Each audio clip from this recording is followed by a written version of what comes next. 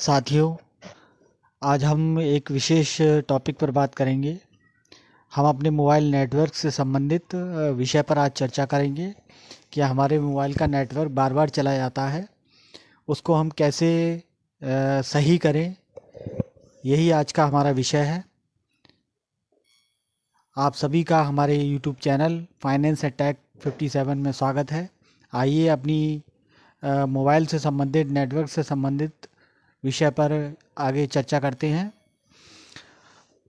Phone में अगर ठीक से इंटरनेट ना आए तो लगभग हमारे सारे काम रुक जाते हैं।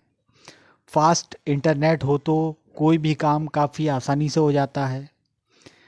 कई बार तो फ़ोन में इंटरनेट की कनेक्टिविटी तभी ख़राब होती है जब हमें ज़रूरी काम करना हो। कई बार तो लगता है कि हमारे नेटवर्क ऑपरेटर में ही कोई दिक्कत है, लेकिन कई बार कुछ चीज़ों पर ध्यान देकर भी नेटवर्क को ठीक किया जा सकता है।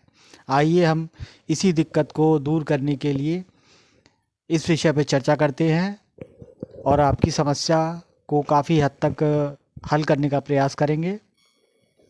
सबसे पहले तो हमको अपने फ़ोन में अगर लगता है कि इंटरनेट हमारे में कम आ रहा है तो हमको सबसे पहले एक काम करना होता है। जो रीस्टार्ट का एक ऑप्शन हमारे मोबाइल में आता है, उसको हम करेंगे। अपने मोबाइल को हम जो हमारा ऑन कंडीशन में है उस पे हम ऑन ऑफ का बटन के साथ ही रीस्टार्ट का बटन भी आता है, उसको हम रीस्टार्ट के बटन को एक बार दबाएंगे और उसको पुनः चालू होने देंगे। अगर रीस्टार्ट करने से भी काम नहीं बनता है तो वाईफाई और मोबाइल डेटा के बीच स्विच करें, मतलब इसको हमें खोलना और बंद करना है। ऐसा करने के लिए हमें अपने सेटिंग को खोलना होगा। जो मोबाइल में सेटिंग हमारी होती है उस सेटिंग को खोलें और नेटवर्क और इंटरनेट या कनेक्शन पर टैप करें। आपके डिवाइस के हिसाब से ये अलग अलग जगह पर हो सकता है, तो इसको आप ध्यान दें और जहाँ पर ये आपको दिखाई दे वहाँ पर आपको इस तरीके से करना है। पहले आपको वाईफाई को ऑफ करें और मोबाइल के डाटा को ऑन कर लें और देखें कोई अंतर आता है या नहीं। अगर कोई अंतर नहीं आता है तो यही प्रक्रिया हमें उल्टे तरीके से करनी है। अब हम मोबाइल के डाटा को ऑफ करते हैं और वाईफाई ऑन करें, फिर देखें इसमें कोई बदलाव आता है या नहीं। अगर आपकी समस्या बनी रहती है तो हम इसमें आगे की जो कार्रवाई करेंगे वो इस प्रकार करेंगे कि कई बार हमारे जो नेटवर्क का इशू रहता है, इसीलिए हमको ज़रूरी होता है कि दूसरे मोबाइल में लगाकर इस समस्या को हम चेक कर सकते हैं। एक ही डिवाइस पर या सभी मोबाइलों में ये समस्या आ रही है। अगर सभी पर आ रही है तो नेटवर्क ऑपरेटर से जो संपर्क किया जा सकता है। अगर आपके ही डिवाइस में ये दिक्कत है तो इसको हम आगे दूर करने का प्रयास करेंगे। अगर फ़ोन बदलने के बाद भी परेशानी बनी रहती है तो मोबाइल के सेटिंग में जाएं और वायरलेस और नेटवर्क सेटिंग पर क्लिक करें। ध्यान रखें, वायरलेस और नेटवर्क सेटिंग पर क्लिक करना है हमको। ये वायरलेस और नेटवर्क सेटिंग होगी। मोबाइल नेटवर्क ऑप्शन सेलेक्ट करें।